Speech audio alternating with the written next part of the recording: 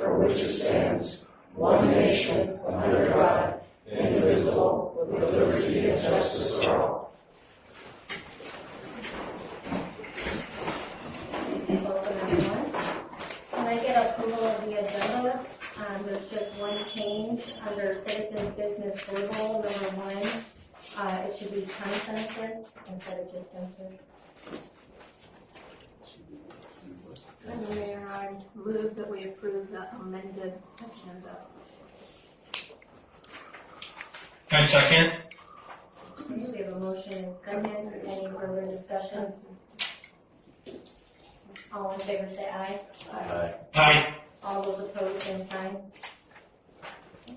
Approval of the minutes of the regular meeting and executive session of Monday, October 2nd, 2023. I move to approve the minutes and the executive session from our last meeting. We have a motion and second. Any further discussion? All in favor say aye. Aye. Aye. All those opposed, same sign. Any nominations for recognition? I do have one. I had a citizen of Newcastle come to me and mention Don Walford for all the extra mowing he does to the street going down South Summit to Old 85. Looked really nice. Is there any other? We were talking to Don earlier. Did anybody ever give a certificate of recognition to the new owners of the Frontier hardware store, and then they bought the other one? Did we do that? We did, yeah. Okay, We sent one. Just wondered. Okay.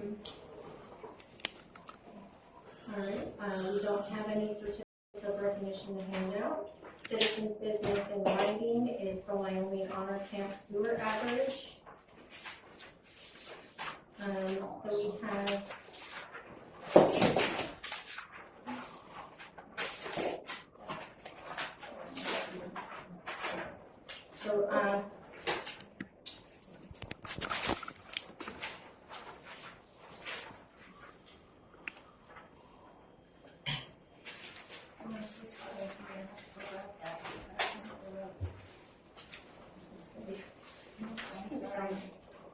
so we'll come back to that.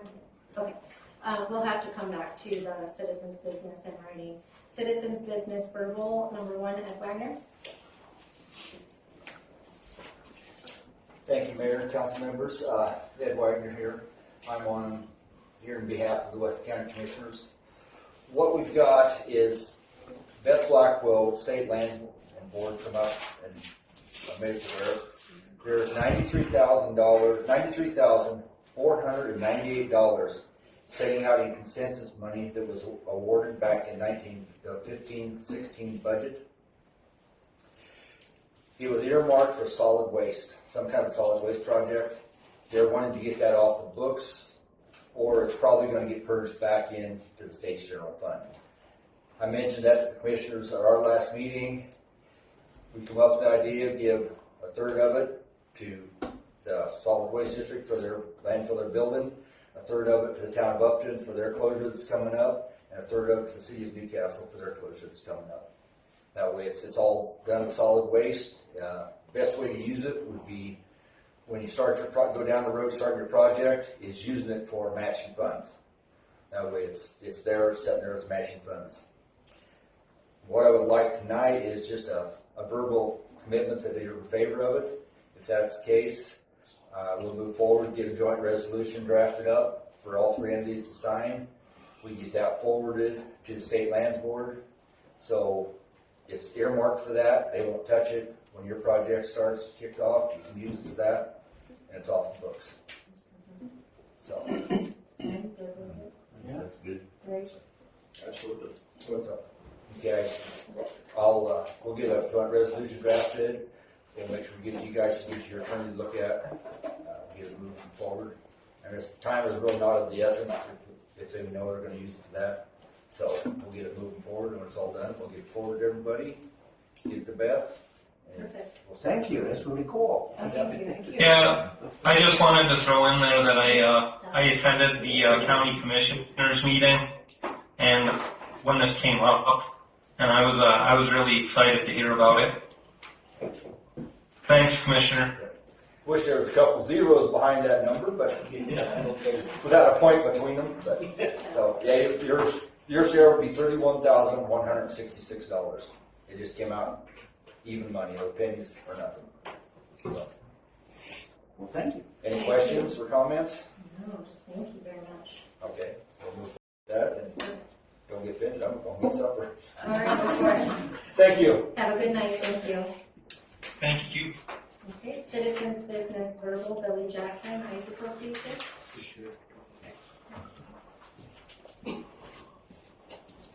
How you guys doing tonight? Starting to get really cold out, so we're starting to think about ice. Hopefully we still got a couple months to think about it, but we're in kind of planning stage to when it does get to that point, we are hitting the ground running. I know we've had my treasurer was in here, 2 months ago, I think, a month and a half ago, talking about a few things. And one of our biggest, first off, we really appreciate the use of the park there. It seems like a really good fit, really good home for the ice rink. We are growing bigger and stronger every year, but with the ice rink.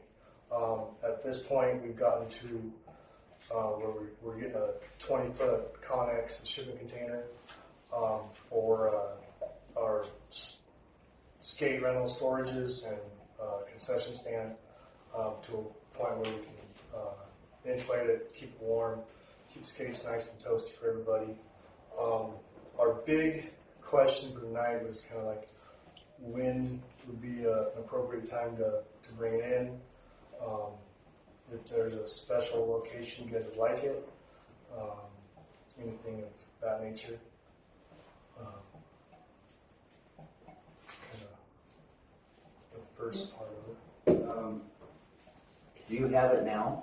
No, it's getting ready to, that's kind of when the business that donated it is waiting for kind of a timeline for when we can move it. So when it gets delivered to that business, they kind of want it gone there. So we're looking for that kind of window where it can arrive and we can move it to a location. You want to put it up at the top?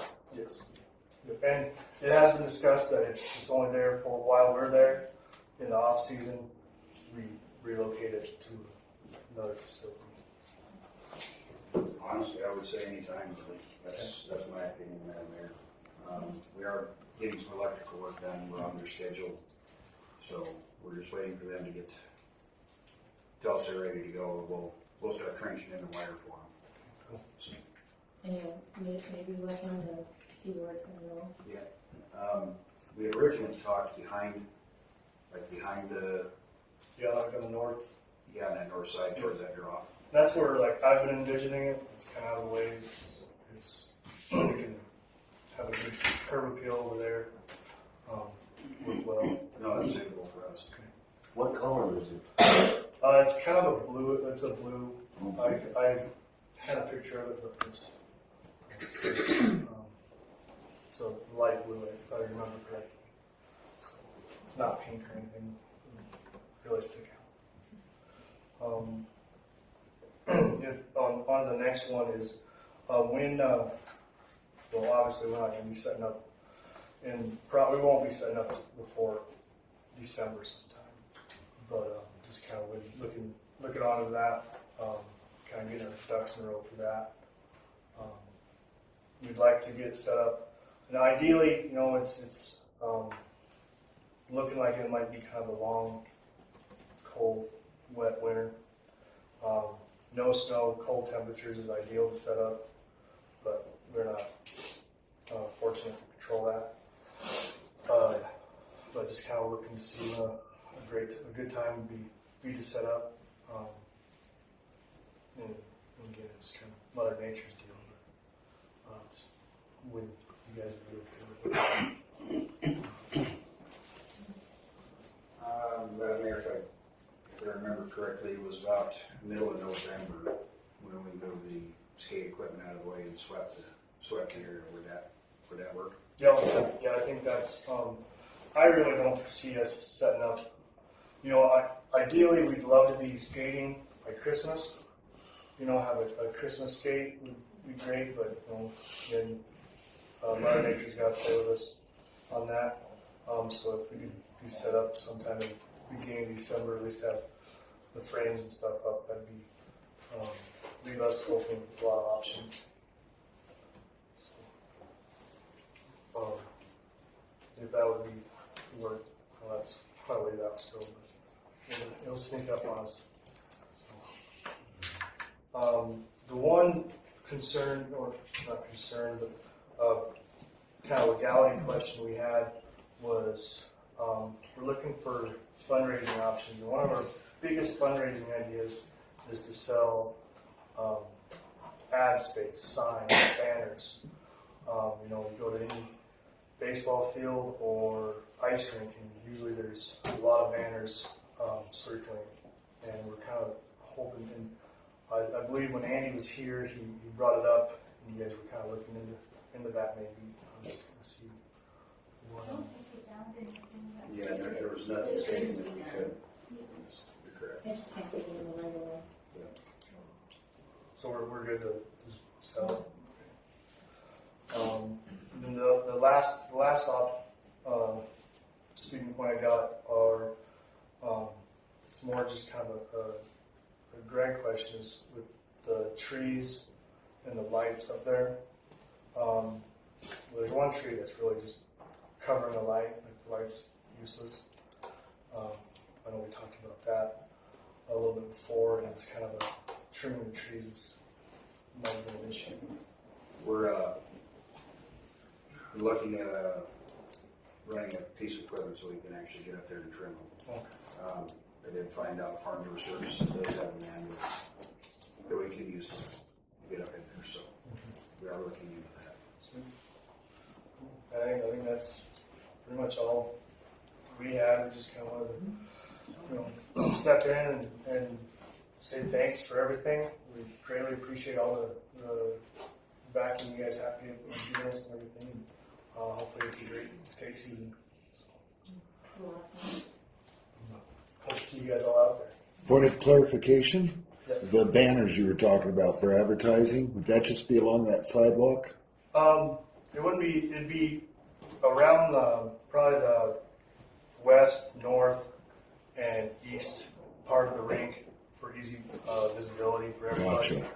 Gotcha. It might end up, if the setup and everything with the concession stand, skate rental wheel, and a few benches and stuff we have, it might also encompass the south end of the rink too, so everyone can see it. And, Okay. just really get a good view of, you know, if So there's it's a really business out around the there. rink itself Yes. for the most part? Yep. All right, Yes, sir. thank you. But with the handrails being where the handrails is, it's usually the north end mostly. Billy, were you trying to skate after dark? Is that why the lighting is a concern? Yeah, you know, winter, I mean, yeah, it gets dark at 35, so. Yeah, early. Yeah, and we have a lot of our stick and puck night, Wednesday nights, heck, we don't start till 7.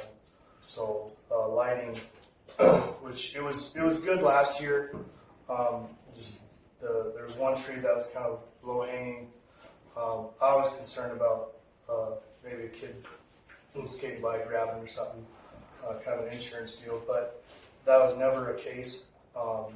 It's just the one tree's really covering up that, so very good. It could be. I think that one bulb would bring in a lot more light and open up. We're looking to get a lot bigger this year with some 3-on-3 tournaments, maybe some figure skating competitions. So, and most of those would be during the day, but could go into the night. I was just curious, and I didn't know if Greg could help with this, but I didn't know if we still had a light plant with the city. That might be helpful to add a little bit of additional light if weren't using it. Yeah, primarily what we use the light plant for is emergencies. It may be one of those things we may just have to come get it and move it. Depends on how long you want it to run and stuff like that. It's diesel fired, so. I was just throwing that out there. I thought it might be a nice to add a little bit extra light. Well, it'll add extra light. Good noise. Yeah, I mean, like I said, the lighting, was pretty good last year. I mean, that's, especially last year we moved the rink more to the center of the structure there, the foundation, and it really worked well. Just that, it was dark on a corner, but just kind of, it worked. So, but that's really all I got. I really, again, we really appreciate all the help you guys have been and support. And we appreciate your group and keeping us going. Thank you for your effort. That's great. Thank you guys. Thank you. That's cool. So citizens business verbal, Kevin and Charmaine Pringle and Randy and Cynthia Pearson, utilities.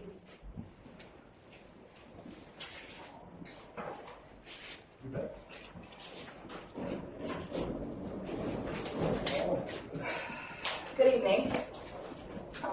I am Cindy Pearson. This is Charmaine and Kevin Tringley. Mayor, council members, it's been a long time since I've spoken on behalf of whatever. I have huge concerns with the water bill. I'm just gonna speak from the heart. These are random thoughts that I had coming back from Rapid City today. So they are a tad bit jumbled, but this is how I feel. We are a household of two. We have a beautiful property. In the last 2 months, we've spent just shy of $1,000 on our water bill. This year is the very first year we've had no pool, no garden. We have high efficiency washing machines. We have a tankless water heater with the recirculation pump. We have a sprinkler system. It is automated, and on timers. We had a bill last month of 63,000 gallons. That equates to, I left my paper over there, like 1,800 gallons per day. Okay, that's just asinine. Just throwing that out there. We had a new meter installed on October 4th at approximately 1:30 p.m. It was read again on October 13th, which is a 9-day period. We used 735 gallons as of 7:35 a.m. that day. So here it is, 63,000 gallons equates to 1,852 gallons per day. On this billing cycle, there were 34 days. If we were to actually have used this much water, I would have a swamp. I mean, I kid you not. And my trees would be super happy. I would have apples like this big, and I would love it. But we haven't done that. My apples were only yay big. These are just, like I said, random thoughts. We were gone for 2 weeks in August. Over 1/3 of this month, the sprinkler systems were turned off because it was wet. June, July, and August were phenomenally wet. We had 2 weeks at a time, probably each month, we turned our sprinkler system off, and still we had asinine water bills. Like I said, we're a family of two. Our girls are grown, they're gone, they're in college. We have high efficiency sprinklers. They're not just free flowing. Most sections, so we have sections.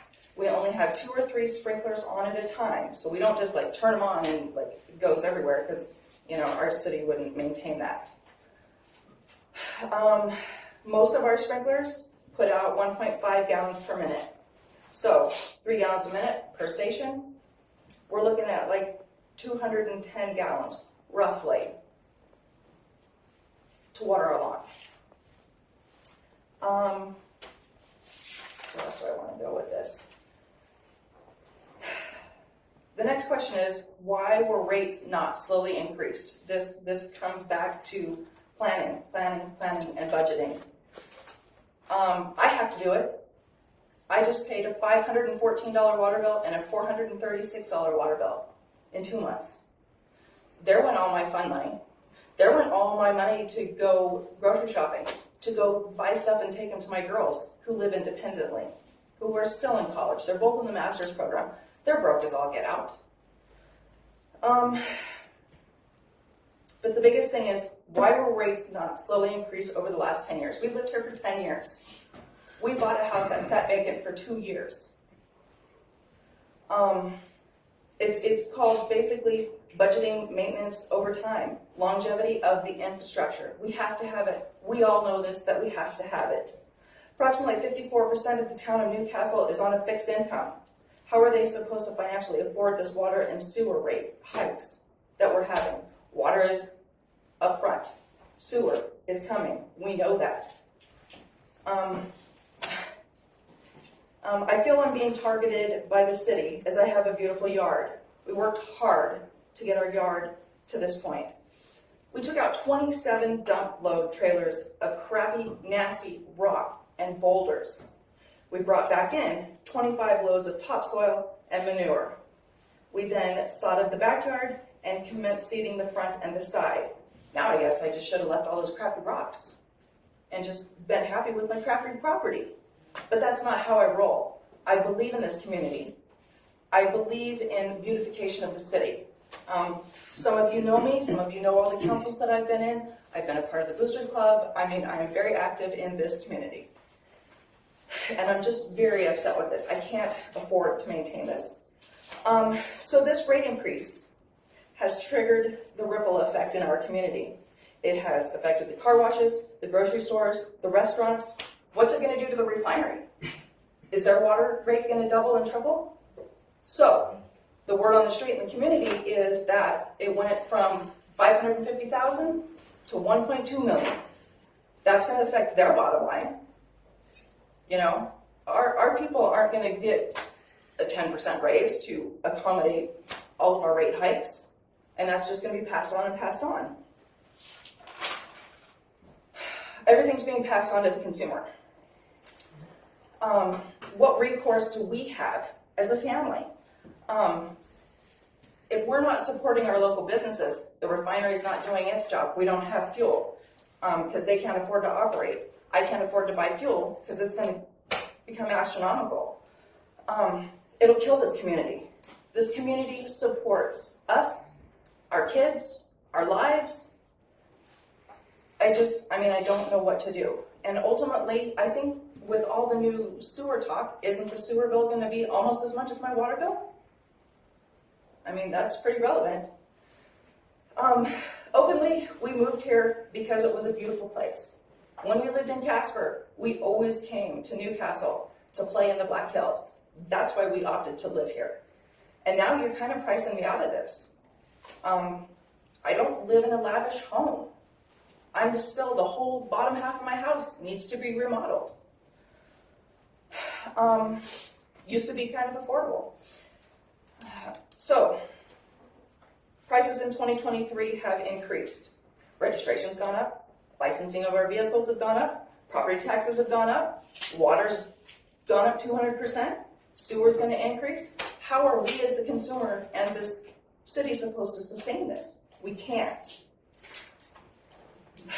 My next thought is, if we can prove a mistake, how will the council accommodate me?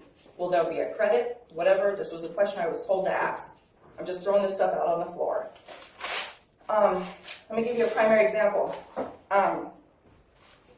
Madam Mayor has all of our numbers because she was so kind as to give us time to discuss this earlier today. In May of 19, we were a family of 4. We used 15,100 gallons. In May of 2023, family of 2, no pool, no garden, nothing. 31,100. I mean, these are just numbers. I mean, June 2019, family of 4, 20,000 gallons. 2023, family of 2, 47,800 gallons. How does this work? That's all I have. So we're basically in the same boat as the Pearsons. We've seen 2 months, close to $1,000 for water. We did the first thing that everybody, well, not everybody, but most of the community did. We got that first water bill. We ran right out there and shut off the faucets, right? So shame on me the first month, but the second month, another 40,000 gallons with the faucets blocked in, shut off. It's not possible. I don't believe it. My fear is in the community that people are going to do the same thing most people I've talked to. They're not going to water. This is a nice green city. But there are some yards that people don't take care of, and that's what I'm afraid of we're going to have. Even people that can afford to pay it won't. That's my fear. And there's several people that just can't afford it. So we do love this town. Is there anything we can do to draw this back partially to try to ease it, depending on the public? I mean, I'd actually, Madam Mayor, if you'd entertain it, I was going to address the utility rates in the council member reports, but since the topic is up, is it all right if I just respond now? Yes. Okay, so when the water committee met, and we met with the public works supervisor, we identified a need to raise the utility rates in the community. Our utilities are in pretty rough shape, and people haven't been, past councils, it's been getting kicked down the road, and we've covered this in the last few council meetings. The thing is when we looked at the utility rates, our base rate of $19.50 for the first 2,000 is low in the state. But our price per 1,000 gallons is high.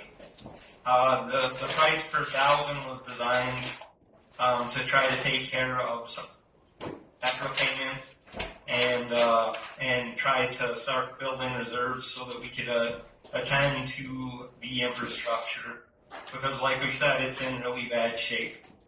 But $7 per 1,000, although it meets our needs to, pay back some of the debt that we've accrued, and it serves that function. We didn't really look at it to see if it was fair, right? So I guess the statewide average per 1,000 gallons is about $4.60. But before we got into adjusting the rates, about, 3 or 4 council meetings ago, I suggested that we go with a third-party consultant to take a professional look at our rates and design us a plan that could So help people is that that are where on this fixed came from? incomes. Where did this paper come from? That is what. I'm sorry, I can't see it, ma'am. I know. I'm sorry. I'm showing We council. called around to the neighboring communities, Okay. but that wasn't the third So- party consultant. No. So, Okay. That's So what I wanted then- to know. Thank you. thank you, Mrs. Pearson. The thing is, so when you look at averages across the state, every utility is different, and we all have different operating costs. So when you compare, you need an average, right? So that you can kind of have something to base it on.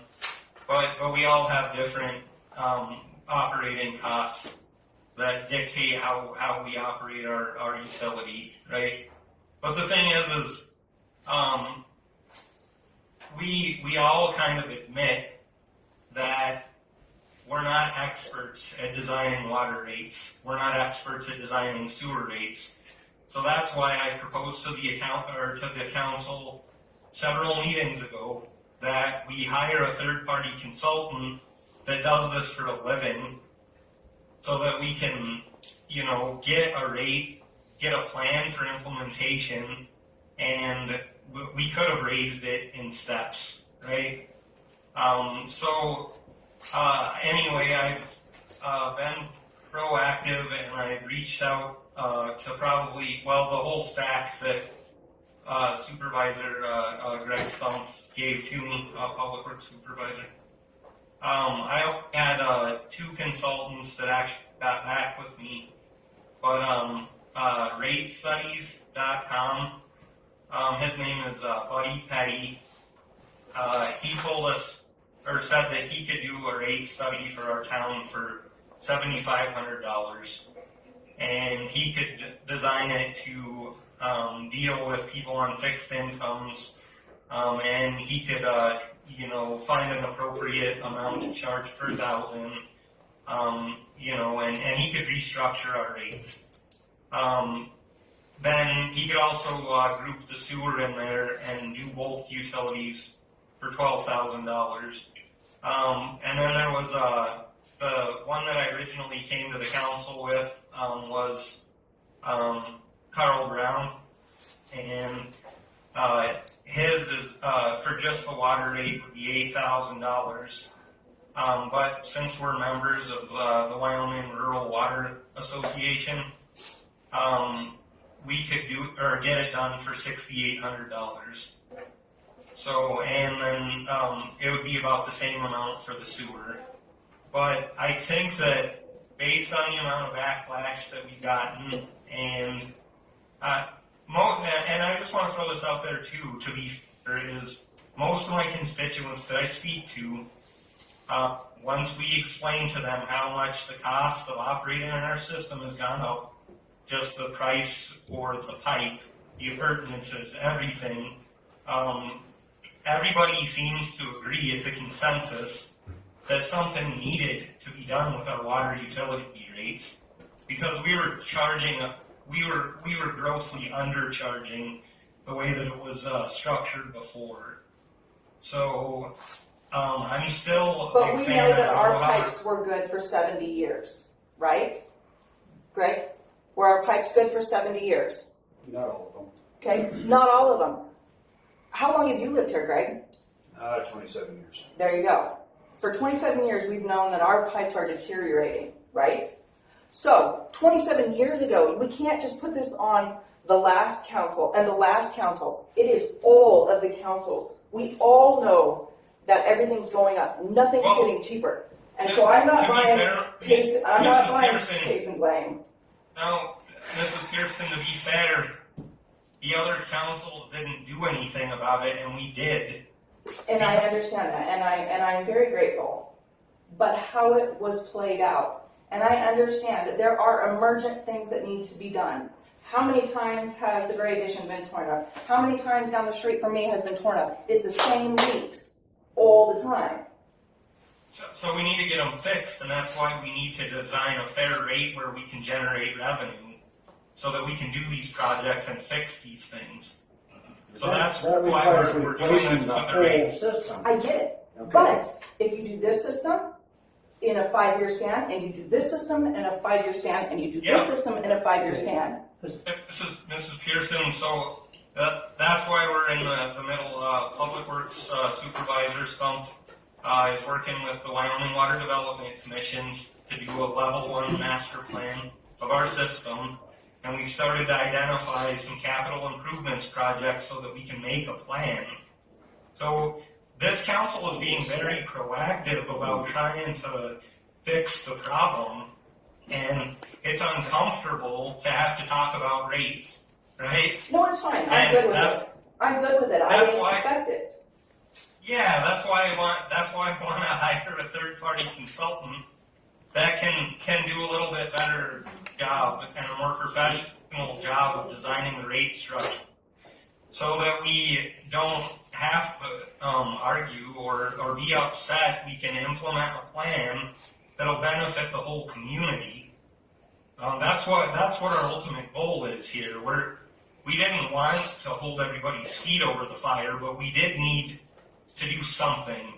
And so I don't necessarily agree that what we did was, I agree that we needed to raise the rates, but we need a fair rate. So we need help. We need somebody to come. So what are you And gonna do look with at the our family rates. on fixed incomes that are in the rears, and it's gonna happen? I mean, are we, as the city and the taxpayers, gonna have to absorb that loss? Which clearly, we are, clearly, because you can't get, anyways, whatever. First of all, we don't know how much loss. But I'd like Mr. Stump to give you one example of just one pump station that we have from last, He did. 2019, was it? We have a bid, and now it's doubled since then. We went through this. And He has a plan, and I what are we understand that. supposed to do? I know, When I'm you sorry. turn on the water, you want water. And when you flush that toilet, you damn sure want it to disappear. Isn't that why we pay taxes? Okay, you know? And we pay lots of taxes. Well, okay, I think I'm done. Have you got the numbers back from these independent consultants yet? well, No, we haven't. I was just for bringing it back before the council again because I got a quote from ratestudies.com, Buddy Petty, for $7,500 for the water, and I got a quote back from Carl Brown with setting rate rates, and he wants $6,800 to do a rate study for our water system. And I think that it would behoove us to look into this because we should have done this, in my opinion, we should have done this when we first started this process. And then maybe we could have designed something that would have increased in steps, and then we wouldn't be meeting with quite as much public backlash. Nobody's ever going to be happy that their water bill goes up. But if we could have raised it in increments and started to, follow a plan, then maybe we wouldn't have gotten quite as much backlash as what we've received. I'm not upset about the pay rates. I mean, I am, but I'm not. What I am addressing, what we have been addressing with Greg and Pam, is the gallons used at our meter coming into our home. How do Yes, we- and that's something else, ma'am. I used to work for the city for 9 years. And for a while I was the bearded meter lady. So I went out and investigated high water usage, right? So you wouldn't think it, but I would go to somebody's house or their business where they use 72,000 gallons of water, and it was one leaky toilet. So over the course of a month, if you're leaking steadily, there's 1,440 minutes in a day. If you're leaking a gallon a minute, that's 1,440 gallons in a day, a 24-hour period. So you have to be cognizant of every faucet in your house. Oh, absolutely. All of your underground, like if you have a leaky faucet, if you have a leaky toilet, if your sprinkler system isn't putting the water out, but it's one of the fittings is leaking or something under the ground, and then that, all that soil that you took out of your yard, all that rocky, That was however 9 you years say it, ago. crap. Yeah, I know, but just entertain us for a second. We live in a community with shale-type soils Correct. where water can just leak into the ground and you may never see it again. We lose water in the ground and it follows the shale seams and you may never see that water surface. So all that rough gravel and stuff that you took out, if you have some fittings on your sprinkler system that are leaking, it may never surface. You may not have a swamp. Plus, I think over on MacArthur where you live, you kind of live by a drainage. So there's all kinds of theories, right? Like, what they just put a new nice meter in at your place, and they can audit it by the hour, and they can see if that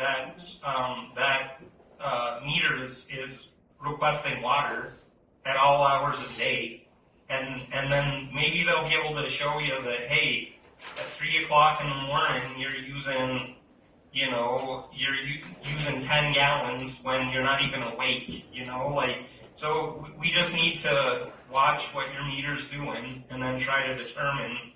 And that's what I've been welcoming from them. I've been welcoming. I want to know how much my sprinkler system is putting out in my 10-minute section with my 2 sprinklers. I welcome that. Madam Mayor. Okay, yeah, so you just need to watch it for a little while. Okay, Yeah. hold on one second. At that, but I want to address the fact that the leaky toilets, we have a water softener that tells us exactly how much we use, and if something leaks, it alerts me. So we have a smart water softener, and I do understand that when you have a water system and the water goes into the ground, you may never see it again. We live on a hill, and if 40,000 gallons went through my yard, I guarantee you'd come out the front wall and the whole town would see it. So Well, something concerning, is a bit off. it concerned us is, these folks had a leak test done immediately when they got their high water bill, high Yes. usage bill. He come up to your house and you get that computer readout and all that? Not And we very did good as as the well. gentleman did. There was no toilets leaking, there was no faucet dripping, It was that the zero. meter wasn't moving, we were fine. So we had that checked first. And then we move on, and, Okay, you know, so we did have, we were checked.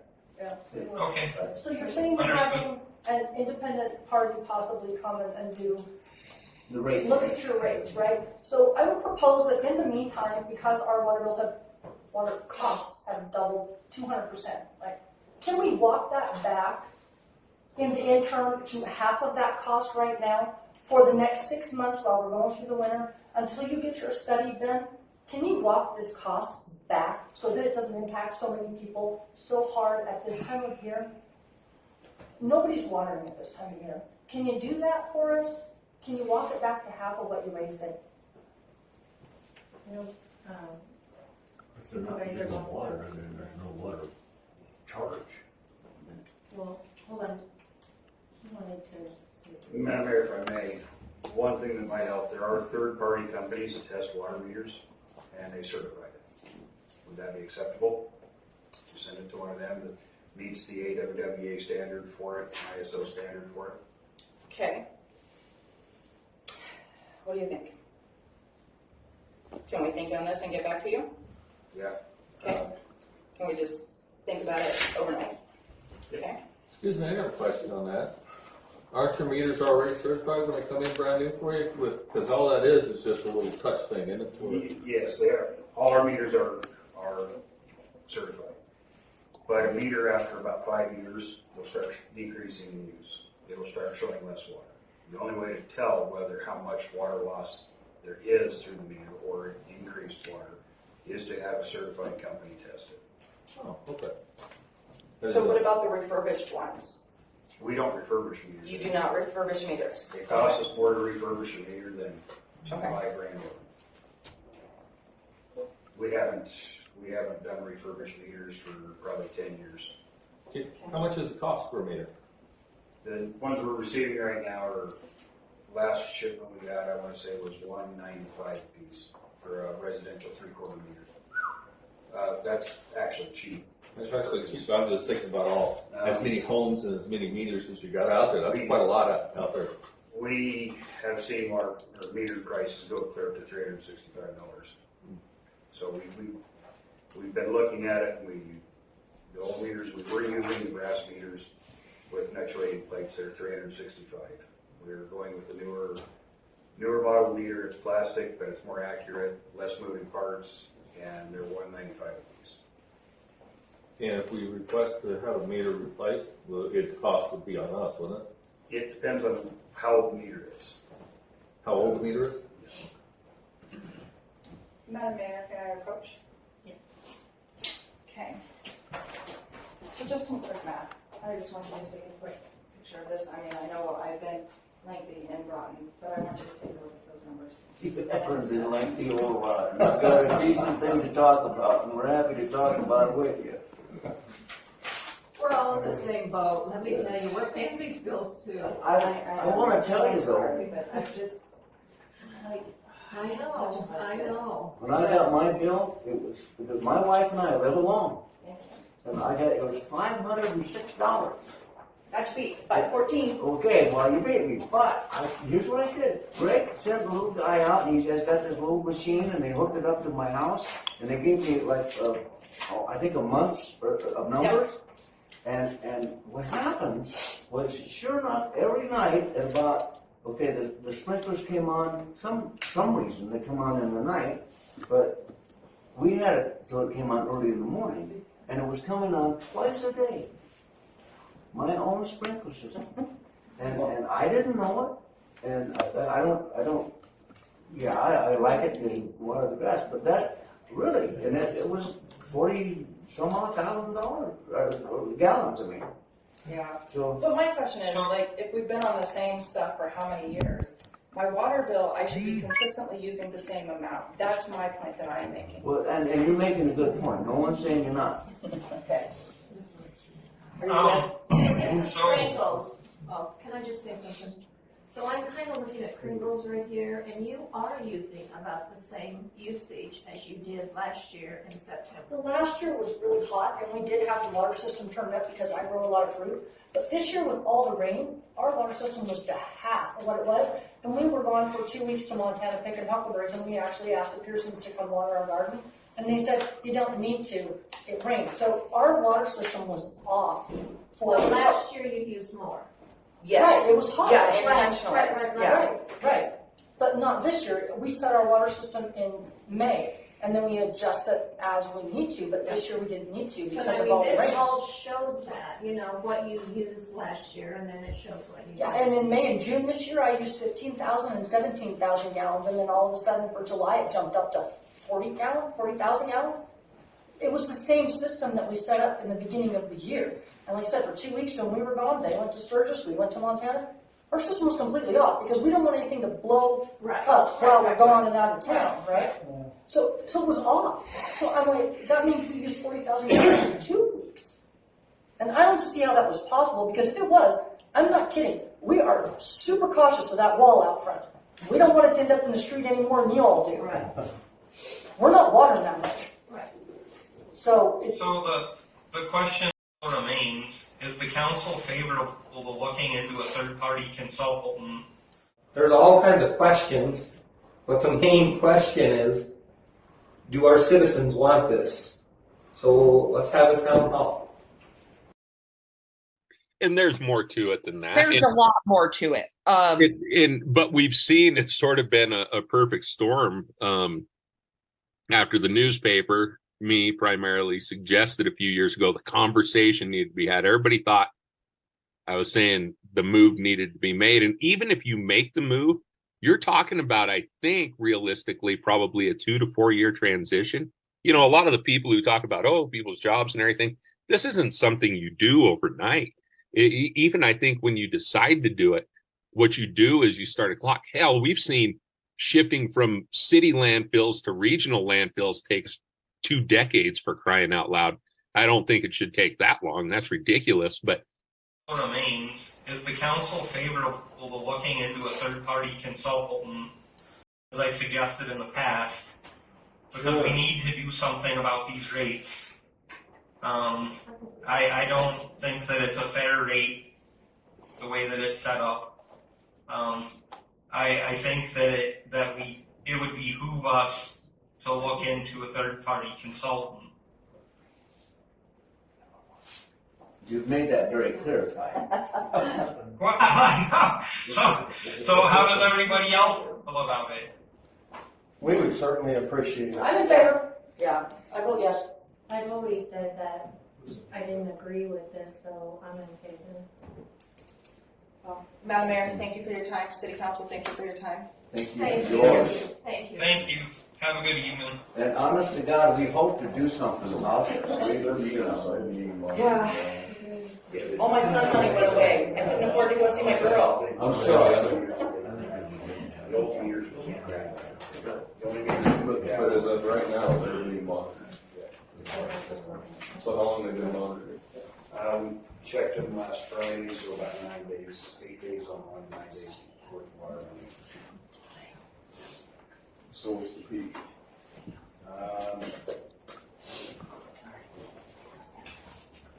Craigleys was 200 and some gallons in 1 month, in 1 hour. Yeah, there's a couple. 299 gallons in 1 hour, 291 gallons in another hour, consecutive hours. Pearson's, So both of these are being monitored? yes.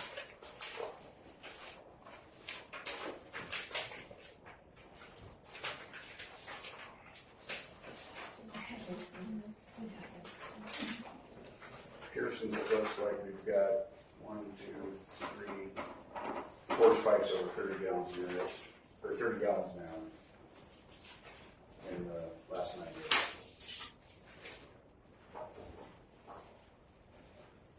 That's an average or? No, that's the same graph that we gave you, Councilman. Per hour. Boss. It's the per hour.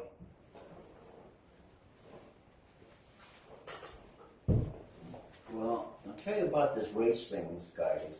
I'm kind of in favor of Ty and his $6,800 fella. And, or, which one did you want, Ty?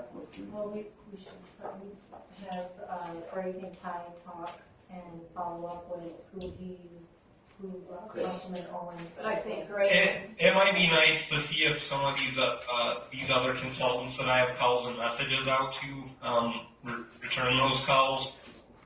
But I mean, I'm in favor of trying to get it done as quickly as possible. But I could report back next council meeting and see if we get some more feedback from some of the other consultants. Right, and you'll continue communicating with Supervisor Grayson. Yes, Mayor, Madam Mayor, I would. Well, and the whole water committee in general, please. Yeah, and the whole water committee in general. We could even call a water committee meeting That'd be good. if that's favorable. There's one thing, Cindy, you kept talking about the rates for the sewer changing. Those have already changed, it's the garbage. Oh, So- okay. So the sewer's in these bills. Okay, so Getting- sorry. Garbage. Yeah, My bad. I stand corrected. no, I just wanted to make sure. Thank you for clarifying, Madam Mayor. The sewer did go up, but it's already Yeah. been included in your bill. We're having the second reading on the garbage today. And it's not going up like. It's like Okay. $3 and something. I can handle that. Is there anything else on the utilities? Okay. Going back to citizens business verbal, Bruce Perkins catering permit.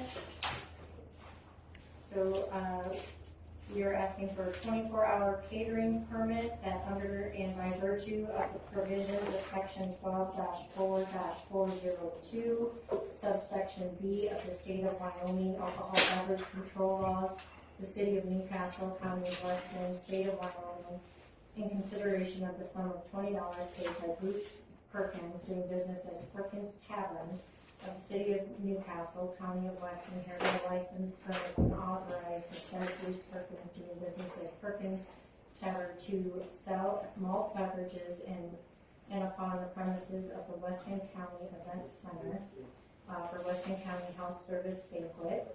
This license for catering permit is for the term of 1 day only, beginning at 4 p.m. November 4th, 2023 to 4 p.m. November 5th, 2023. I move we approve what you just read. I second. We have a motion and a second. Any discussion? All in favor say aye. Aye. All Aye. opposed, same sign. Thank you. You're welcome. Moving on to, we gotta go back up to in writing for the Wyoming Honor Conservation Camp. A letter was received for dear honorable council members. I am writing this letter to request that account 1490-00 be considered for the reduction of sewer charges for 7 months of the year. It has come to my attention that the Wyoming Honor Conservation Camp has historically been charged for 100% of the gallons of water usage for circulating the sewer charges. During the summer months, we do water extensively, extensive facility lawns and have a productive garden that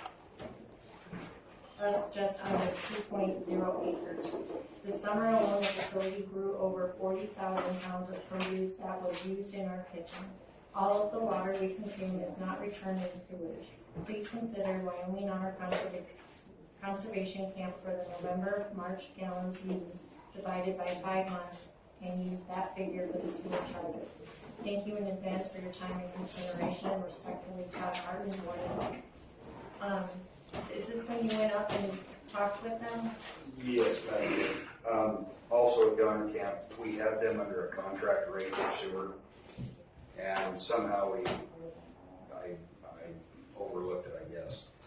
We did not get them under the contract rate this time. So we are actually technically overcharging them because they are under contract for the sewer. So we do need to adjust their rate back down to a contract rate, taking into account the 46% on top of what it used to be versus the per 1,000 gallon price everybody else is paying. They do create a lot of sewage, and some are averaging on it. How long ago were they under contract? I thought that's why I wanted to go, so I was adjusted it to. Well, maybe Stacy and I better look at this a little closer. Okay, so can you put this on hold, please, Miss, for the next meeting? And I apologize for the incorrect copy of the letter to begin with.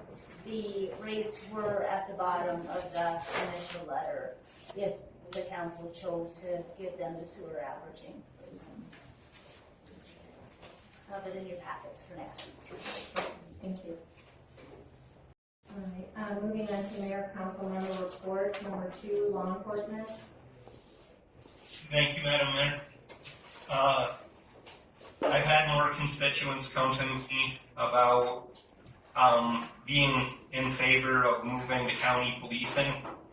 I've also talked to several other members of the council, and they said that they've had constituents come to them not in favor of making that move.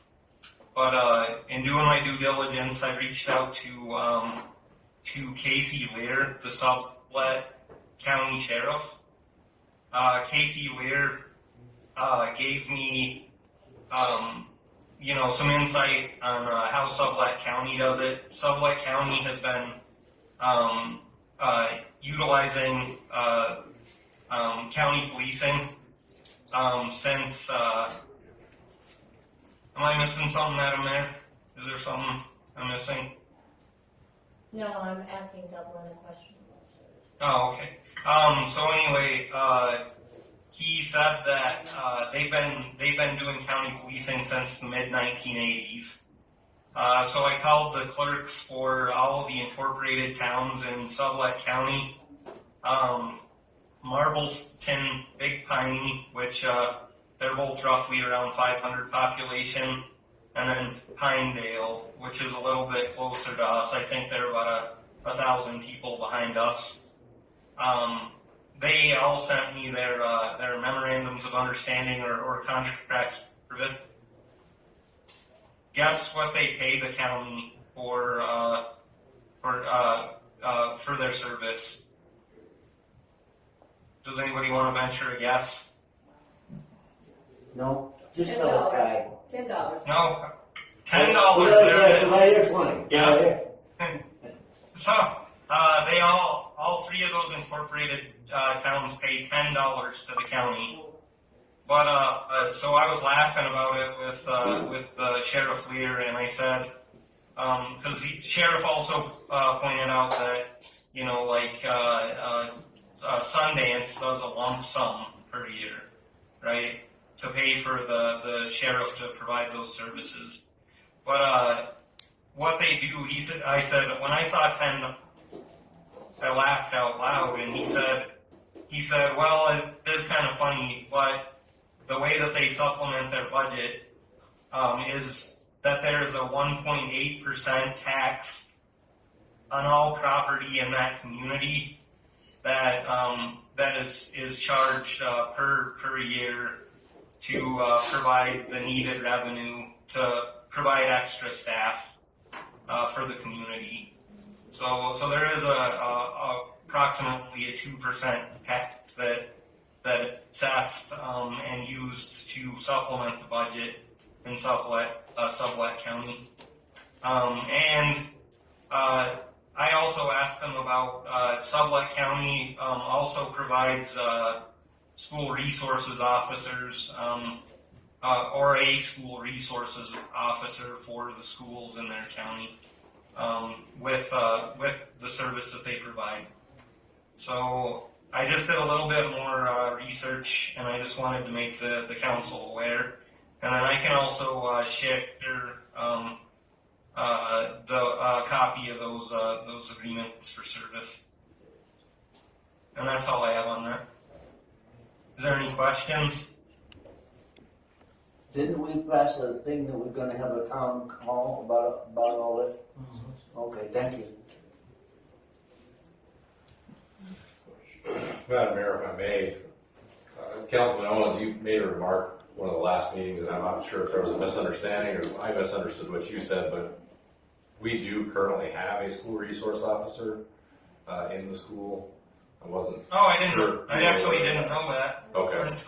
Okay. We are providing that service currently. So you made a remark in one of the last meetings, and I felt like maybe you weren't aware of that situation, but that was a decision that at the time Chief Bowles made to put an officer in the schools. So that's also why we're struggling a little bit to cover the street currently, but we're making do. So. And that's been a really well-received program. Wow, that's great. I actually wasn't aware of that. Thank you. That's all I have, Madam Mayor. Is there anything else in regards to that? The town hall is set for the 30th. 6 p.m. The town hall for discussing the police department is the 30th at the lodge at senior center at what time? 6 p.m. 6 p.m. Okay. Diagonal parking by Methodist Church.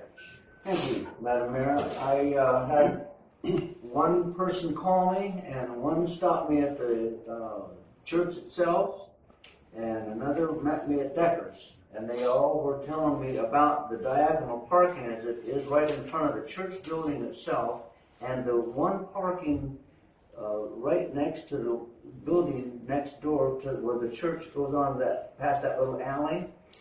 And when you park a truck in there, it's absolutely impossible to see around it. And I spent some time driving around what that is there.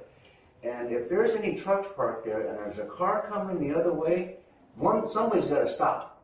If there's one of those big trucks in there. And there's a big white one that likes to park going backwards in there. And it just makes it, they wanted us to maybe relook at that park right in front of the church or maybe make it for cars only. If there's some way we can say, This town has more. oh, I know it does. I know You know, a lot of those kind of parking spots though have, like those kind of spaces, have small, compact cars, and they have a sign that says only compact cars. Yeah, we had one right back here in this Right, parking lot. exactly. That's why my Volkswagen's in there. Just at that one spot. Actually, just the one spot. On the alley. Right by the corner of the alley. Yeah, we could put a compact car parking there. On the If that's right, council pleasure. then, okay. You don't think it's gonna help? I mean, I'm just asking. I'm of no opinion on this, so. The next vehicle up from the compact one's still gonna block traffic. Right, I agree. Right side of traffic. Coming out of that alley, it is very. You take another route. It is. Don't go that way. Well, that's when we talked about the alleys on which direction, because both those alleys over there, people And go all both ways. that was pulled down years ago. They were one-way alleys.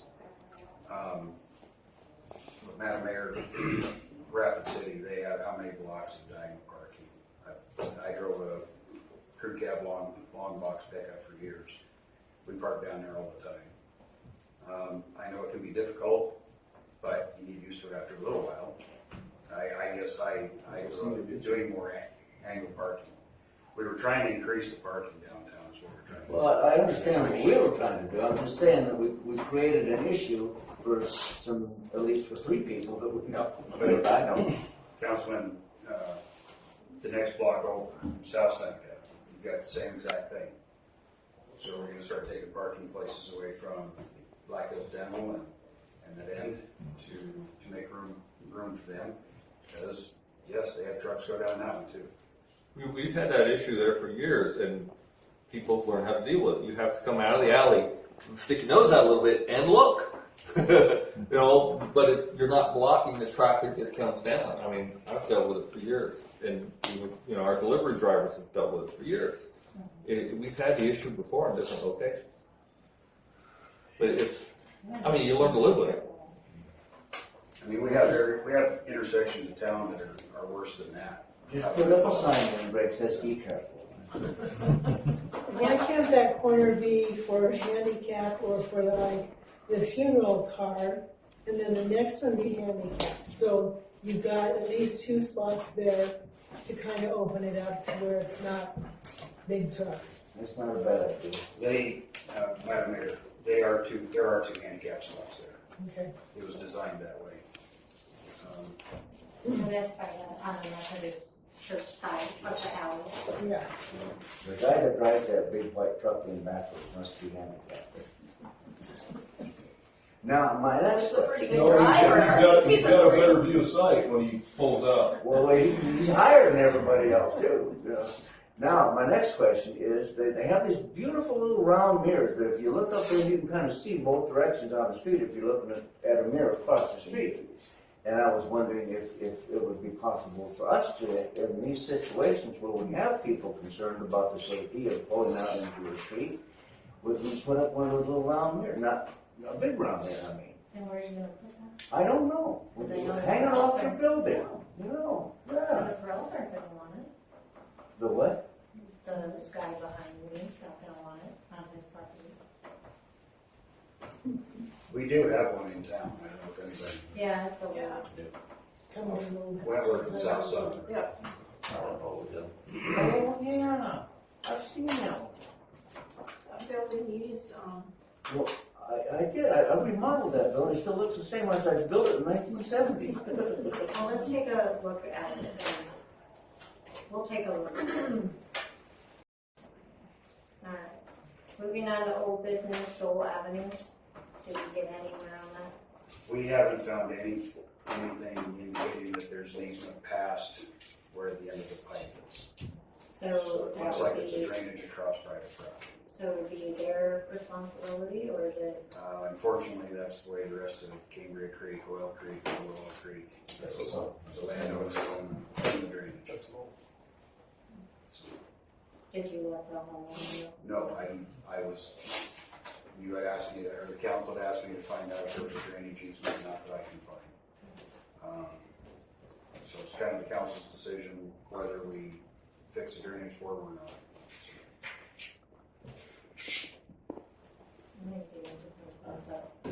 I think if they have a concern and it's on their property, they need to put a fence up. If it's the issue of the kids. Yeah. In that area there drains a lot of water for some reason. It comes out of Washington Park, nonstop. I mean, it's coming from clear across the highway. So we do have, somebody did put sort of a culvert across the road. The road is built on an unimproved road right.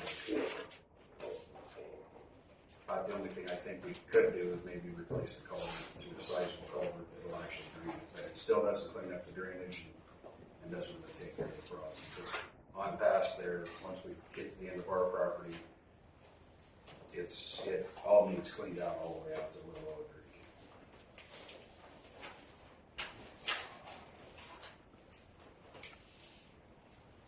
council have anything on that.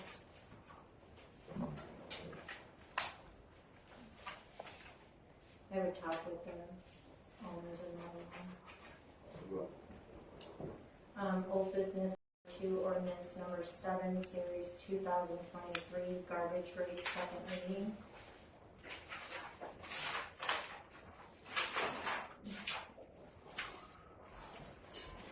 So ordinance number 7, 2023, an ordinance amending section 13-9 of Article 2, Chapter 13 of the Code of the Town of the City of Newcastle, Wyoming, 1961, to increase garbage collection charges and providing for an effective date.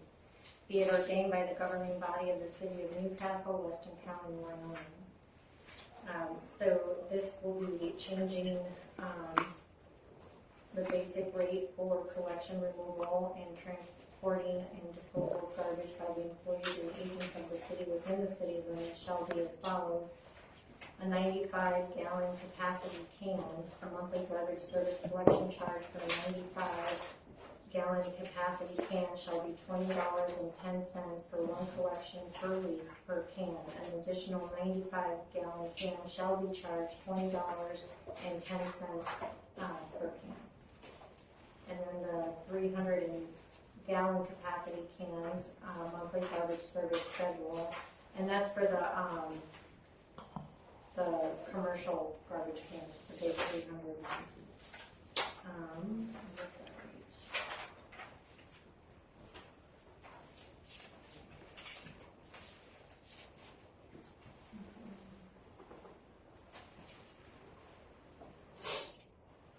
Okay, so for each additional, or 300-gallon capacity cans, monthly garbage service schedule,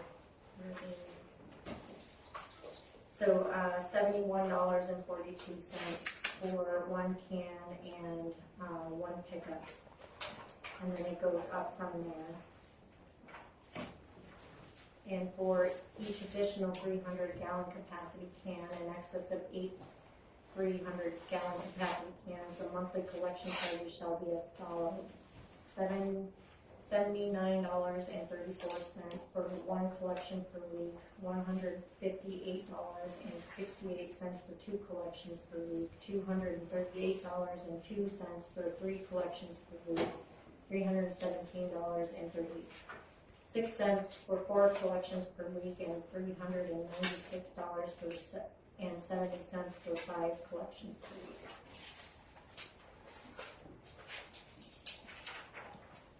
So for those,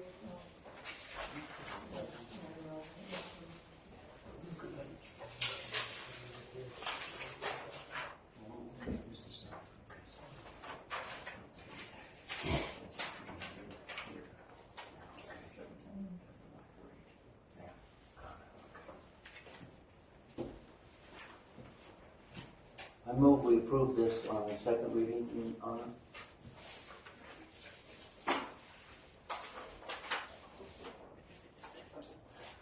I'm just here, second. we have a motion and a second. Any further discussion? I want to clarify, because I know the charts are very confusing, because it's for the 300 commercial cans. Residential cans are only going up $3.85. So your residential cans aren't what the chart is that was posted on social media. Just clarifying. Any other discussion? All in favor say aye. Aye. All those opposed, same sign. Second reading passed October 16th.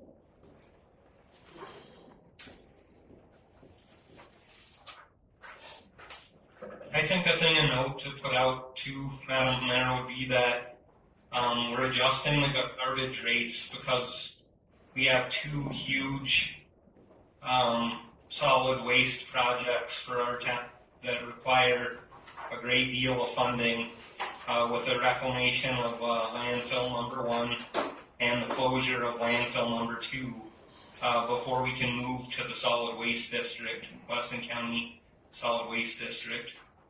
So there's a purpose behind having to raise the rates. we're gonna incur a lot of debt, with those two, reclamation projects. Okay. Thank you. Okay. Department head reports, city clerk, treasurer, Stacy Hadley. Thank you, Madam Mayor. I have nothing to report. Ms. Haggerty, I had a question for you in claims. What is a satellite that costs, a satellite machine that costs $34,000? Did you see that in there? I did. What is that? That is for our hill garbage truck. Yes, it's a slide-in unit for our hill garbage so we can pick up our regular 95-gallon cans. Currently, we have to dig all the bags out of the cans and throw them in a truck. We've got one injury alone that is gonna cost us more than the machine would cost. It's a baby garbage truck, is what it amounts to. It fits on a one-ton duty. Oh, just asking. Okay, any other questions for city clerk? Okay, public works supervisor, Greg Stump. Thank you, Madam Mayor. First thing, Reese Childress has submitted a letter of resignation. I would request the council accept the resignation and declare the position open. We have a motion. What was his last name? Childress? Yes. No. What was his last day? Oh, last day will be the 21st. So this coming Friday. He did give 2 weeks notice. 20th. Okay, and 20th is for Friday. And about has it been a year? Yes. He's met his requirement for the LDT. I move that we accept Reese Childress's resignation, effective on the 21st of October. Okay, we have a motion and a second. Any further discussion?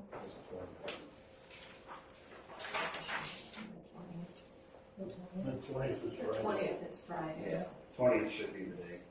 I apologize, I said the wrong day.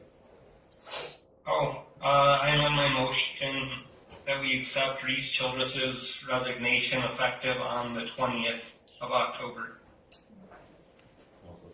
Okay. Motion and a second. Any further discussion? All in favor say aye. Aye. All those Aye. opposed, same sign.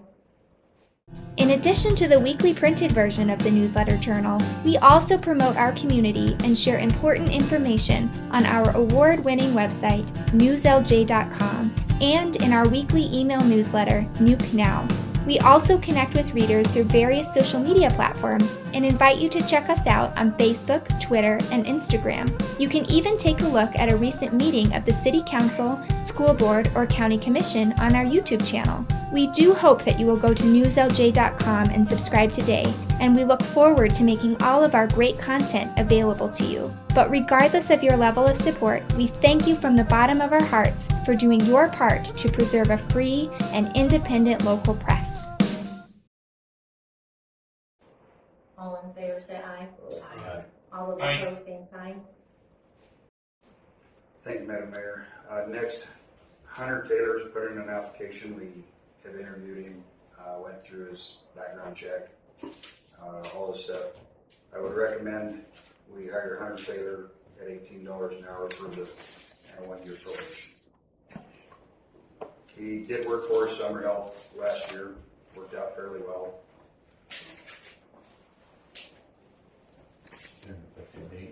What's that? Probably tomorrow. He said he could start immediately, so tomorrow or Wednesday. Let's just say the 18th. So you're gonna work on that fairly well then, or? I know. Yeah, no. Hunter was I good. move that we hire Hunter Taylor per the Public Works Supervisor's suggestion, effective, tomorrow, That works. with 1 year's probation At 18 an hour. at 18 an hour. Thanks, Madam Mayor. Okay, we have a motion and a second. Any further discussion? All in favor say aye. Aye. All those opposed, same sign. Thank you, Madam Mayor. Next item, the radio read system that we were working towards. We want to scale back this project for this year. We want to divert that money over to a couple other projects that have recently come up to stay within our budget. We originally talked about $82,901.98. If we scale it back, we can get the majority of town done for $43,003.75. We will have additional work to do later on, but it can be done next year, next budget year. So exactly what is it that we're doing? It's called the FlexNet system, so it's a radio read system that reads all the meters at one time in town through an antenna, sends it to the office. Basically eliminating the need for a person to walk around and read meters. So will that result in a job loss? The person we have hired right now for it, we hired her simply for this, and she says as soon as we get the FlexNet system, she's okay with. She's a part-time student, so she works 2 weeks a month. Okay, She understands that, yeah, and we do have other stuff for her to do as well.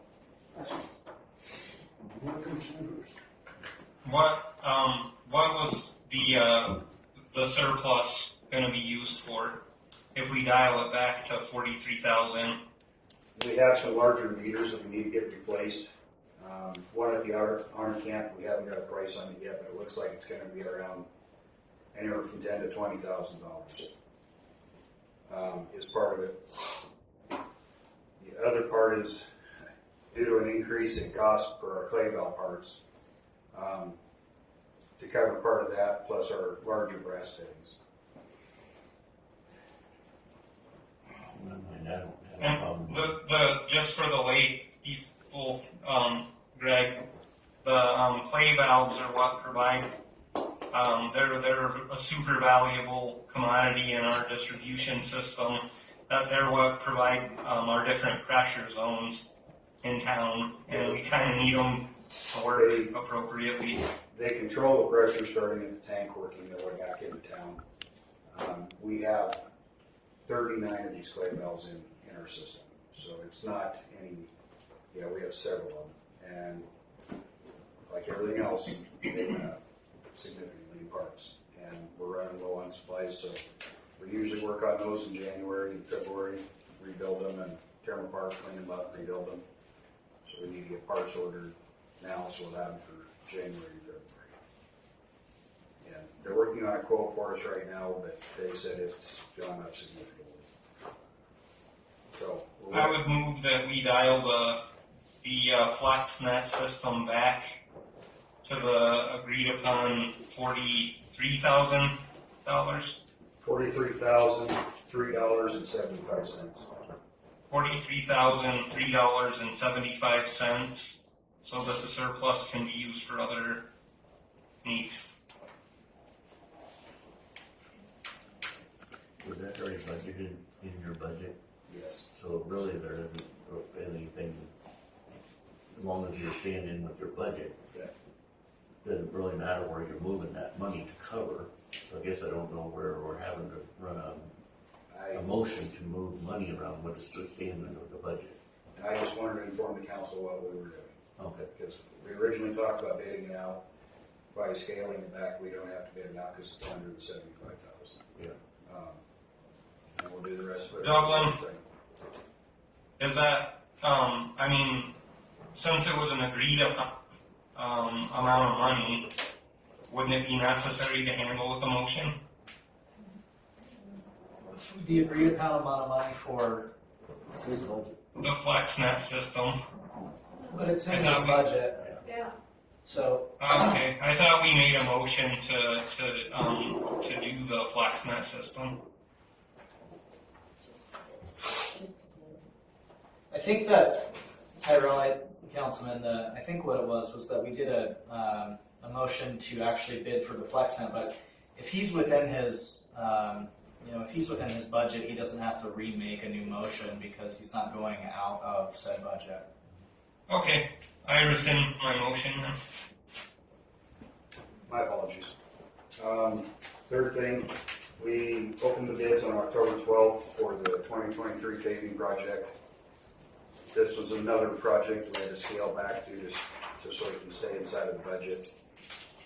The low bid was Sackerson Paving Incorporated. The number at the bottom, we do have to add 5% because they are an out-of-state contractor, but it still gives them the low bid. And I would recommend we award the bid to Sackerson Paving. Have we ever worked for them before? Several times, yeah. All three of the contractors that submitted bids we've worked with before. So can you tell me how much the bid is that we'll have to add 5% to? $182,899.50. Okay, and what will that encompass? The paving project is a 6-inch placement of asphalt on First Avenue over a replaced water main. Okay. Patch on Birch Street due to a storm sewer replacement, and then a 2-inch mill and overlay on North Seneca starting at Warwick Avenue and going to Cambridge Street. So has the city ever considered buying like a rotomill and doing it ourselves? Yeah. I mean, because my theory in life is I will buy my husband any tool that he needs, no matter how much it is, as long as I'm buying one tool up front and it'll last for 20 years. The milling machine that we do this, that they use, they're millions of dollars. Literally, it's too costly and it takes too many people to try and do all this. Big part of this, and the reason costs are so high compared to other places, is we have to truck in asphalt from either Spearfish or Gillette. Trucking is a big portion of this. Mm-hmm. I mean,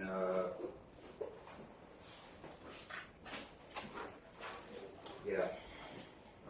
We've looked at it several different ways. To get the proper milling machine is just, it's too much money for us to invest.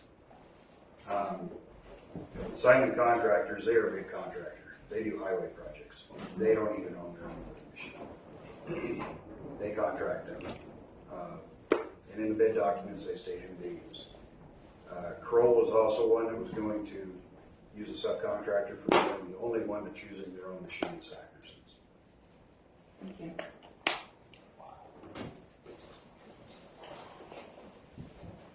I make a motion that we accept the bid from the Public Works direction for Sackerson paving to do the First Avenue paving, Birch Street paving, and North Seneca mill and overlay for $182,899.50, and added the 5% onto this bid.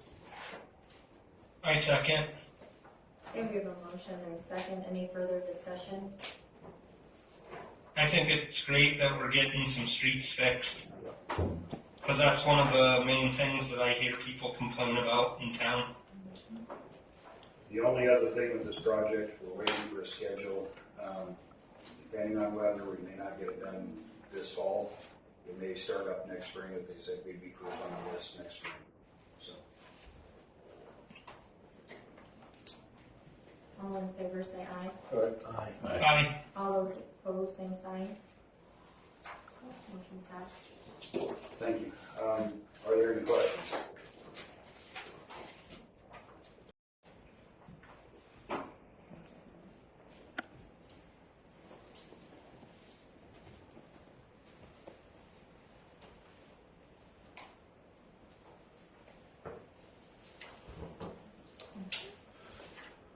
Any other questions for Public Works Supervisor?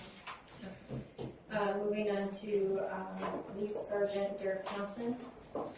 Thank you, Madam Mayor. The first thing I would like to request this evening is to hire Haley Frank as a dispatcher at a pay rate of $19.44 an hour with 1 year probation and a start date of October 23rd.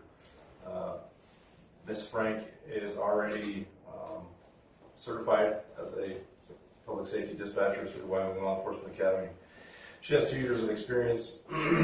so she can step right in, and she's also familiar with our systems that are currently in place, so training will be very minimal with her. She used to work for the city. Or I she move used to we, I move we accept the Chief Thompson's suggestion and hire, what's her name? David Frank. Yeah, Lady Frank. 2 years experience. Wow. $19 Yes, $19. 1 year probation, 1 year probation. starting October 23rd. Starting October 20th. Okay, today is the 16th. What he said. Okay, we have a motion and second for Haley Frank at $19.44 an hour with 1 year probation starting October 23rd. Any discussion? I think it's great that she's coming back on because you're short-handed, right? Absolutely. Yeah, so it's good to have her back. All in favor say aye. Aye. All those opposed, same sign. Thank you. Next, I would request I'd be allowed to extend a conditional offer of employment to Mackenzie Parrish as a police officer. The offer would include 1 year of probation, projected start date of mid to late November, and a pay rate of $23.99 an hour. And this is all pending the completion of, the only thing that's left, honestly, is a background investigation. She's a deputy. She's a deputy in Montana, has 4 years of experience. Sorry, I should have gave you a little more background on her. Has a ton of different certifications, honestly, that will be very beneficial, one of which I'm very interested in. She's had a lot of training in child forensic interviews, so we can use that when there is a child victim of any kind of abuse, physical, sexual abuse, anything like that, which would be very handy to us. And she has various other certifications that are very valuable as well. So I think she would be a good fit. When was the start date? We don't have a solid start date, but she's looking mid to late November to start. Just looking to offer a conditional offer of employment right now. I'd make a motion that we make a conditional offer to Mackenzie Parrish at $23.99 an hour, 1 year probation. Start date conditional sometime in November. Addition to a background check. I second. Okay, we have a motion and a second. Any further discussion? I have one question for the forensic interviewing. So this would this help you guys having to go travel to have this done?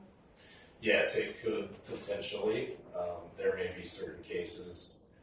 So a lot of times you're probably not going to want your case officer doing their own interview. So to say you want a third party type of a situation. So you want, if she's the one that is actually working the case, although her experience will be greatly beneficial in working that case, we may want a forensic interview done by a third party. So it's more of a neutral and detached type person for court purposes, if that makes sense. I understand. Thank you. All in favor say aye. Aye. Aye. All those opposed, same sign. Thank you again. My third point here, just to keep everybody in the loop, tomorrow we are going to move to the new building. The PD officers are going to move, dispatchers are going to stay where they're at. We supposedly have everybody or everything in place in order to move the offices, so we're going to go ahead and get that done starting tomorrow. And once the furniture is in for the Joint Powers Board, we will get the rest of that set up and then move dispatch over at a later date. And anybody have any questions on that? How often, I guess, will your team be interacting with the dispatcher so they're not felt like they're left alone? My plan was to send out an email and tell them to make sure they give them 3 breaks within their 12-hour shift at least. And then we obviously still have to go over there for things like notaries, and there'll be various other reasons we have to go over there, so they're not, felt like they're left out on the island. How long before the furniture might come? Well, in true form of any vendor that we deal with, it seems like every time you ask, it gets stretched out another month, but at this point, we're in December, so we started out in October, now we're in December, and that's supposedly their final answer. And also in true form, every time you call them to ask them a question, the price goes up $1,000. I joked it's like calling an attorney's office. Sorry, Dylan. So it should be December. The furniture should be there. So hopefully by mid to late December or January, they'll be in there actually working out of that facility with all the new systems set up. Maybe we can have a New Year's party for Yeah, the grand opening. there you go. Keep all the trouble right close. We don't even have to travel. And then the last thing I wanted to discuss, I told you guys about the voice products invoice for the call logger or recorder. I sent an email out about that. I have gotten 0 response. So I'm assuming they're going to make us pay for it. I guess just be thinking about how we can get rid of it, sell it to somebody who just don't need it. So why don't we reach out to the guy that keeps sending us the invoice? Is that the same person you're talking to? So Stacy sent me one of the invoices, and the person I believe it was email that sent it to you. I reached out to her, and she was going to forward it on to somebody else that had more say in the matter. And I have fallen on deaf ears. Apparently, I haven't heard anything about it. So may have to reach out again. Okay. And that's all I have. Unless anybody has any questions. Since we're in this section, I would like to let the council know that I did speak with Sergeant Thompson in regards to taking the chief's position, and he said yes. So I'd like to make a motion that we appoint Derek Thompson as the chief for the city of Newcastle. What? At the starting wage of $34.92 an hour. Derek's got 13 years of law enforcement experience.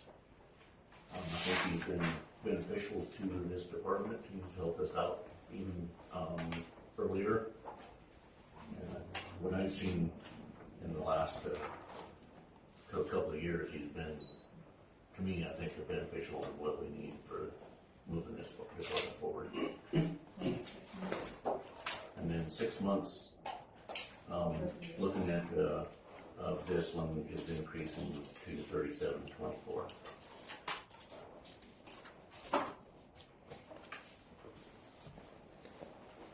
Second. okay, we have a motion and a second. Any further discussion? Just to double check, is there any year probation or anything with We continue and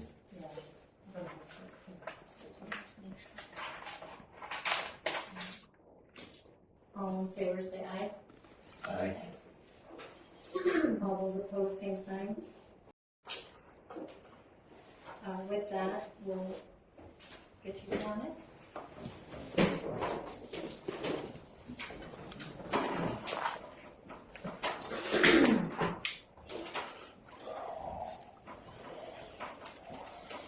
Raise your right hand. I state your name. I, Derek Thompson, Do solemnly swear and affirm do solemnly swear and affirm that I will support, obey, and defend that I will support, obey, and defend the Constitution of the United States and the Constitution of the State of Wyoming, the Constitution of the United States and the Constitution of the State of Wyoming, that I have not knowingly violated any law related to my election or appointment, that I have not knowingly violated any law related to my election or appointment, or caused it to be done by others, or caused it to be done by others, and that I will discharge the duties of my office with fidelity.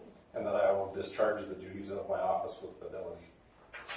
Thank you. Thank you.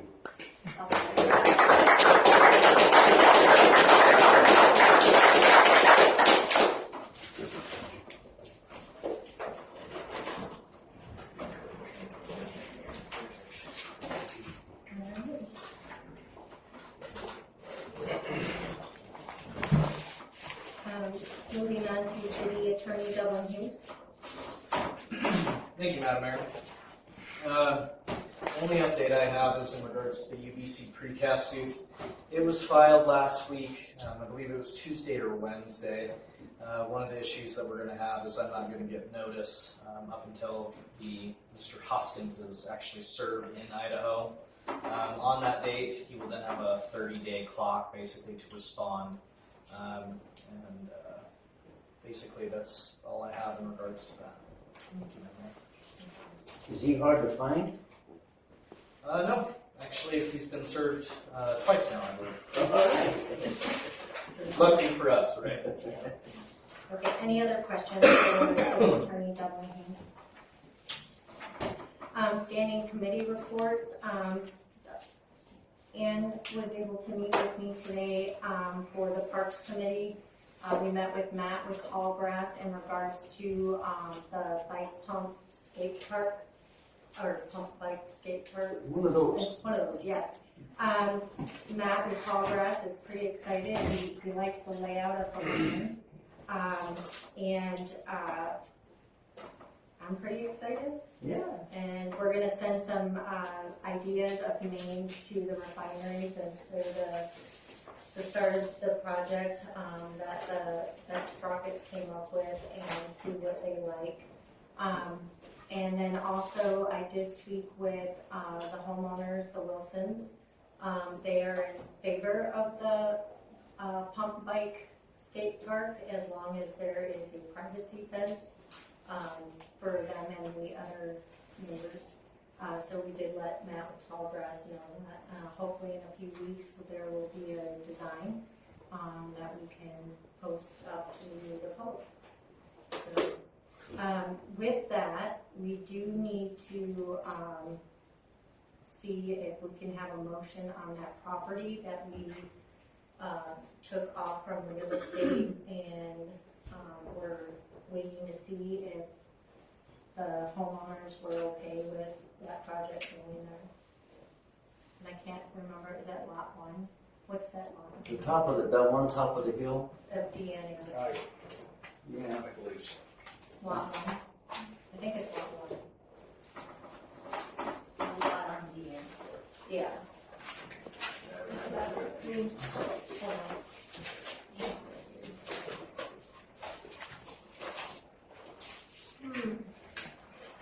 So you just need a motion to take it off? No, it's already, we took it off the market, but we just need to make a motion to designate it to this, To the park? to this project. Okay, make a motion. And it's What's awesome. that? I second her motion. Okay, we have a motion and a second. Any further discussion? The one thing I forgot to state was the other thing that the homeowners on Deanna Avenue asked, that there wasn't an entrance into that park from Deanna Avenue Court, so all cars and stuff don't park up there. Oh, And yeah. but That's a good idea. there'll be a designated parking area because we want all the users to enter in the same area, so they're not going in front of somebody who's on a bike or in front of somebody on a skateboard and all of that. So is that address? Is that the address? Okay, and that would be Lot 1, Block 2, Washington Park subdivision, re-subdivision. So all in favor, say aye. Aye. Aye. All those opposed, same sign. And once we hear back from that, we'll set up another Parks Committee and meeting with the others that showed up from that Sprockets and the homeowners and that with Tallgrass. Thank you. Thanks, guys. All right. Any other standing committee reports? Any other business? I actually have something, Madam Mayor. Okay. I attended an EMS workshop in Upton. There was a couple of county commissioners present, and Mayor Trandle hosted it at City Hall in Upton. There was a discussion about the county in putting an EMS district on the ballot. And that would leave it up to the citizens if the EMS district was to go onto the ballot to vote whether they would want to have an EMS district in our county. And then that EMS district could be designed to either serve Weston County and provide EMTs here, or it could also be designed as a funding mechanism to help Campbell County with the service that they provide. And some of the folks from Campbell County Health were also in attendance. There was some discussion about they've added another truck to their system, and they were hoping that was going to affect response times. They're still having a really rough time staffing EMTs in Newcastle. And that was one of the things that we were supposed to help out with, is to try to market and try to maybe get the community more involved and see if we can try to drum up some support here locally. So that kind of blossomed into a discussion about the city and county.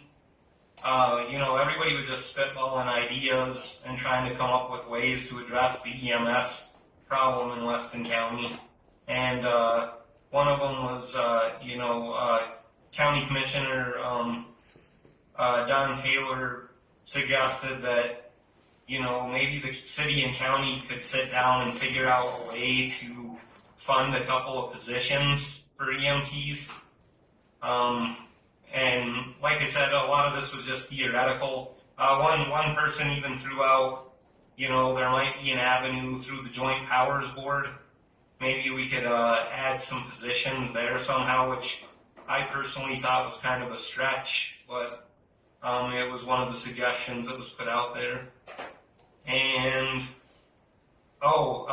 some folks from Sundance. Sundance runs their own ambulance service out of the hospital district, and they came and were just letting everybody that was in attendance at the meeting know that they're available to take transport, and we don't have to keep the transports in Weston County. That sometimes they have ambulances that are available in Sundance that could come and meet people when they're a little bit closer to that side of the county and transport them to their hospital. They were just, it seemed like they were just trying to be helpful, and they wanted something for their people to do. Anyway, it felt like a pretty productive meeting. But there, an EMS district would be able to use 4 mills, which is extra taxes for the people in Weston County. So, the Commissioner Taylor didn't think that most of the citizens in Weston County would find that favorable. I thought that maybe people would find it favorable, if it helped increase our coverage. But my favorite part of the whole meeting was that it would go on the ballot, and then the people could decide. But anyway, and then I had heard that you had been to a meeting, Madam Mayor, that involved EMS with the hospital.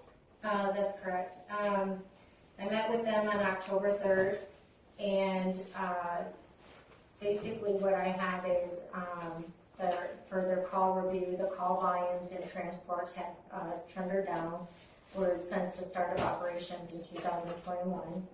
They're continuing to staff an ALS ambulance 24/7, 365 in Newcastle.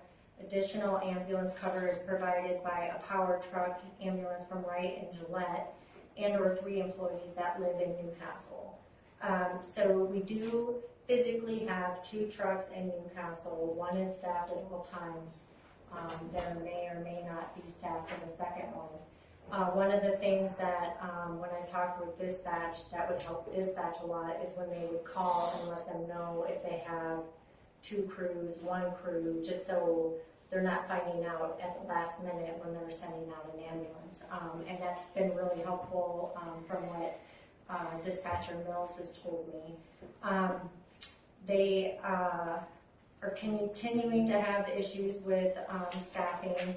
They've had 24 applications since September 1st for the base locations, no applications for Newcastle. They do have education classes that started in August. They do have 1 student from Newcastle and 1 from Upton. And they do have regionalization grants for education should be available in January to maybe help get some more of the right people into training for the EMT levels and utilize them for the 911 responses. They are working with the hospital on a possible plan and shared employees. And then Shane discussed power truck being staffed 16 hours a day and from 0700 to 2300. It is used throughout the system, but typically post in Newcastle each day. And they have a new protocol version that they finalized, and I have not received that yet. So, and that is something that helps the hospital with transports and whatnot. So, there you go. It was a very. Well, it sounds like you heard a lot at that meeting, Madam Mayor. It was a very good meeting, especially to be able to keep that communication open with our dispatch and our law enforcement to know what we have available. We did talk about maybe communicating with, I can't think of her name in Upton, who's head of the EMS over there, but maybe kind of have a schedule of when they have crews available there, because they work at the coal mine and have certain days off, but maybe have some kind of a volunteering sheet to fill out, so we have an idea, or they have an idea of what they may need here if Upton is definitely uncovered.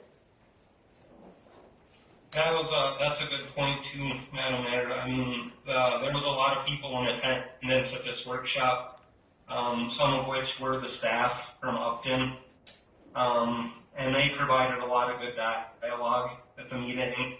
One of the takeaways too was to try to, find some incentives for EMTs to want to move to our community, I don't know what those incentives would be, but, I don't know. I don't know how you try to draw people to your community, but, that was one of the suggestions, some kind of an incentive to get people moved here. And then, I was spitballing with them too, and it's like, is there such thing as a traveling paramedic or a traveling nurse, or not a traveling nurse, like a traveling EMT or paramedic, similar to a traveling nurse, but they said that they're extremely expensive, that there are people that do that in the country, but they cost a lot of money to get them to come. So, but anyway, it was a good meeting, and it also provided an avenue for maybe some kind of collaboration with the county, so that we could maybe talk about some of this. But I think one of the takeaways too is that as a municipality, we need to approach the county if we want to see an EMS district put on the ballot. And I think that I think the municipalities have to move forward with that. I think I'm not 100% if that's how it works. Dublin helped me out before I make a fool of myself.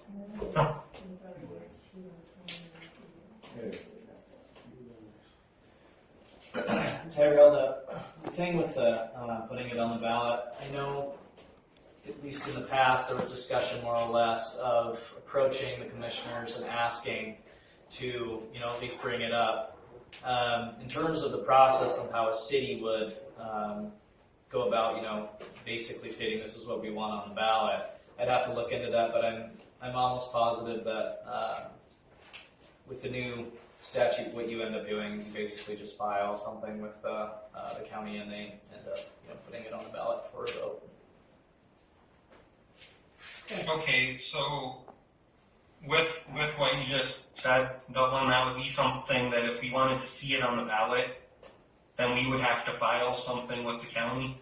Again, Tyrell, I'm not entirely sure on the exact process, but I can look into that, and if that's the council's decision, if that's what the council wants to do, I'd have a motion to basically draft up whatever is needed for that procedure and then get that out.